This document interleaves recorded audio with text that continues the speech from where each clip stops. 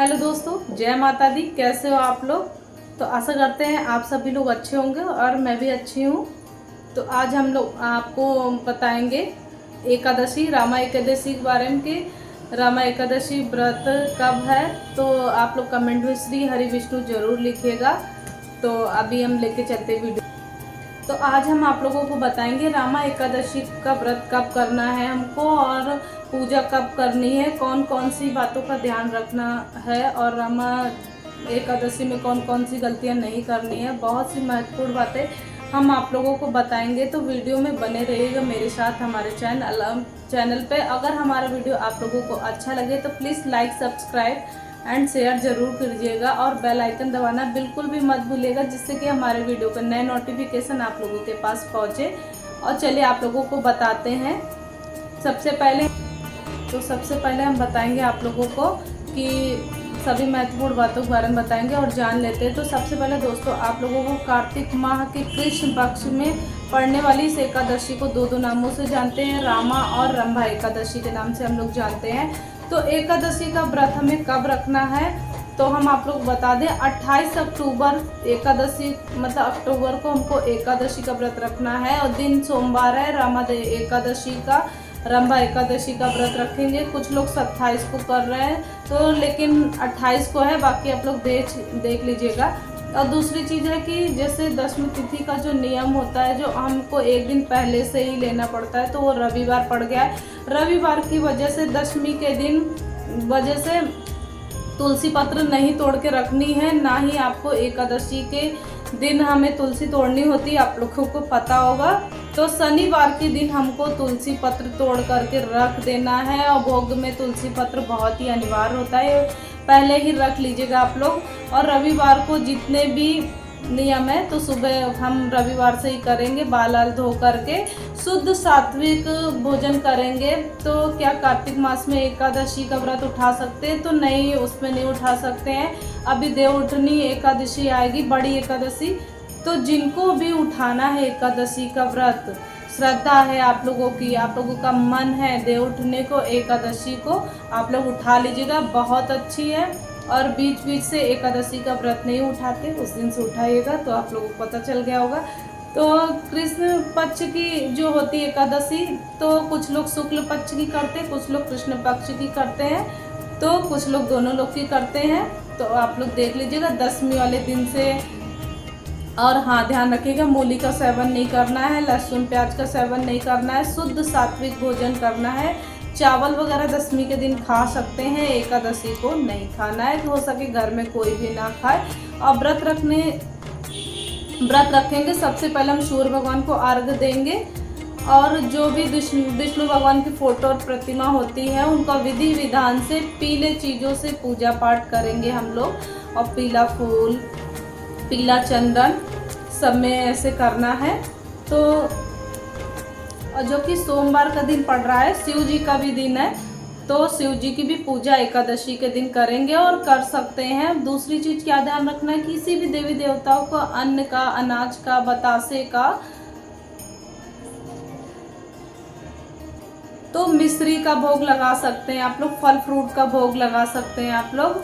तो अन्न का भोग नहीं लगाना है। तो कार्तिक का माह चल रहा है, तुलसी माँ की पूजा क्या रविवार मंगलवार को कर सकते हैं? तो जी हाँ, कर सकते हैं। सिर्फ हमको जल नहीं चढ़ाना है, स्पर्श नहीं करना है, हिलाना नहीं है, दूर से दिया जला करके हम पूजा पाठ कर सकते हैं। और दूर से मतलब धूप बत्ती, अगरबत्ती, दिया सब कुछ कर सकते हैं। फल फ्रूट चढ़ाइए, बस ध्यान रखिए छूना नहीं है आपको। और सोमवार के दिन भी, एकादशी के दिन भी, रविवार मतलब कि कार्तिक महीने में कितना दीपक जलाएं? तो तुलसी माता को तो कितना तो नहीं जलाते कि पूरा कार्तिक हमको जलाना है। सुबह जलाना, सुबह जला सकते हैं। और वैसे तो हमारे यहाँ तो शाम को ही जलाया जाता है। अगर शाम को नहीं हो पाता है तो आप लोग सुबह जला लीजिए, सुबह नहीं हो पाता तो शाम को जलाइएगा। तो पूरे कार्तिक हमको तुलसी माता को जलाना है। और रविवार के दिन, मंगलवार के दिन हमें जल नहीं चढ़ाना है। मुरझा रही है, नहीं हो पा रहा है तो धीरे से डाल दीजिए, बल्कि मंगल को डाल दीजिए, लेकिन रविवार को कभी भी नहीं करना चाहिए। आप एक दिन पहले वो देख लीजिए, अपना पानी वगैरह अच्छे से डाल दीजिए। तो अब आते हैं हम जैसे कि सोमवार के दिन क्या तुलसी जी में जल भी नहीं डालनी है, क्योंकि व्रत है 28 को, तो उस दिन तुलसी जी को हम जल नहीं चढ़ाएंगे, क्योंकि वो निर्जला व्रत रखती हैं और हम उनको पानी पिला देंगे तो ये हमको पाप लगेगा।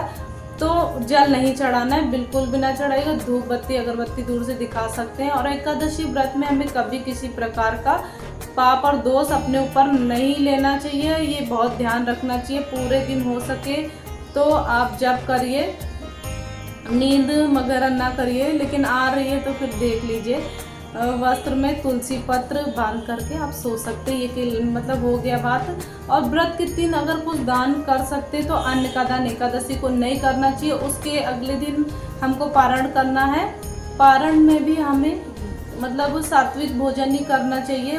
बस उस दिन भी लहसुन प्याज नहीं खाना चाहिए। उस दिन अनाज का दान जरूर करें, किसी ज़रूरतमंद को दें, किसी मंदिर में दें, किसी ब्राह्मण को दें, किसी को भी दे सकते हैं। एकादशी के दिन नहीं करना है, एकादशी के दूसरे दिन हमको दान करना जरूरी है, अन्न का दान। और जो अग्रासन वगैरह जो हम निकालते हैं तो वो निकाल करके उसके बाद ही आप भोजन करिए। इसमें टाइमिंग और मुहूर्त को बहुत अधिक ध्यान देना पड़ता है, तो शुद्धता को ध्यान में दे करके ही पारण करें। भगवान को रख कर ही, तुलसी माता को प्रणाम करके ही तभी भोजन शुरू करें। बीच में भूख लगती है तो आप जैसे हम फल फ्रूट चाय वगैरह हम ले सकते हैं। और रात्रि में ही भोजन करना है आप लोगों को। और देखिएगा, वैसे लहसुन प्याज ना खाइए, बाकी आप सब लोग खा लीजिए पारण में, तो ध्यान दीजिएगा, ध्यान रखिएगा इस बात का। तो आशा करती हूँ कि एकादशी व्रत की सभी जानकारी आप लोगों को अच्छी लगी होंगी, समझ में आ गई होंगी। तो अब हम आप लोगों को बताएंगे पूजा का शुभ मुहूर्त और पारण का शुभ मुहूर्त क्या है। तो एकादशी व्रत में पूजा के लिए कोई शुभ मुहूर्त नहीं होता है। जितना सुबह आप लोग पूजा कर लें, स्नान आदि करके, स्नान ध्यान आदि करके, जल वगैरह दे करके, जितना सुबह आप लोग विधि विधान से ध्यान मतलब कर ले पूजा, वही सुबह। ब्रह्म मुहूर्त सुबह 5 बजे, 4 बजे, 6 बजे आप अपने में ही शुभ मुहूर्त निकाल सकते। किसी भी प्रकार का शुभ मुहूर्त की आवश्यकता नहीं है। बहुत सारे लोग बिजी रहते हैं, व्यस्त रहते हैं, तो जब समय रहता है तब आप विष्णु भगवान की पूजा कर सकते हैं। किसी भी शुभ मुहूर्त को लेकर के ज़्यादा मन में विचार ना निकाले, चिंता ना करें कि मुहूर्त निकला जा रहा है, काम कैसे होगा है। तो हर माह हम 2-2 बार करते हैं, तो इतना टेंशन नहीं लेना है। केवल पारण आपको शुभ मुहूर्त में करना है, ये बात बहुत ही ध्यान रखना है। तो पारण का शुभ मुहूर्त हम आप लोगों को बताएंगे कि 28 अक्टूबर दिन सोमवार को हमें एकादशी, रामन एकादशी का व्रत करना है। पारण हमें 29 अक्टूबर को करना है। और पारण का शुभ मुहूर्त है सुबह 6:31 से लेकर 8:45 तक आपको पारण कर लेना है और कर सकते हैं आप लोग। और आप लोगों को एकादशी की जानकारी अच्छी लगी हो, रामा एकादशी के बारे में, तो अगर अच्छी लगी हो तो प्लीज़ लाइक करिएगा, शेयर कीजिएगा और ज़्यादा से ज़्यादा कमेंट कीजिएगा। बेल आइकन दबाना बिल्कुल भी ना भूलिएगा, क्योंकि बेल आइकन नहीं दबाएंगे ना तो आप लोगों को हमारा नोटिफिकेशन नहीं मिलेगा। तो अगर हमारी जानकारी अच्छी लगी हो तो प्लीज़ वीडियो को पूरा वॉच करें और अपने जो बाकी और भी लोग हैं उनको भी आप लोग बताएं। अभी हमारा नया ब्लॉग है, नए हम ब्लॉगर हैं, तो प्लीज़ सपोर्ट की बहुत ज़रूरत है, आप लोगों की सपोर्ट की। तो चलिए मिलते हैं नेक्स्ट, ऐसे ही जानकारी लेके आते हैं आप लोगों के लिए। तब तक के लिए जय माता दी, श्री हरि विष्णु, राधे राधे, हर हर महादेव।